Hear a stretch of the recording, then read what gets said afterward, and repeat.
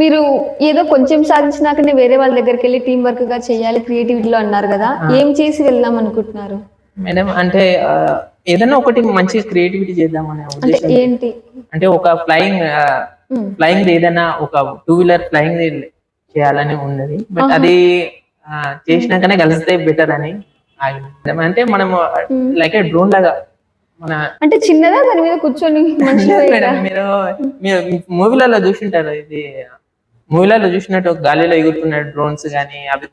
But ఇది మన 2 wheeler self balancing చేసుకుంటూ అది అంతా దానికి అది కొంచెం రిస్క్ ఏమో కదా? రిస్కే మేడం, బట్ ట్రై చేస్తాను మేడం. కానీ స్టార్ట్ చేయడానికి చాలా ఎక్కువ అమౌంట్ ఖర్చు అవుతుంది కదా, కానీ మీ ఫైనాన్షియల్ మిడిల్ క్లాస్ మేడం నేను చేస్తాను, బట్ ఒక అంటే ఒక 5 years లోపల చేయాలని కోరుకుంటున్నాను, చేసేస్తాను.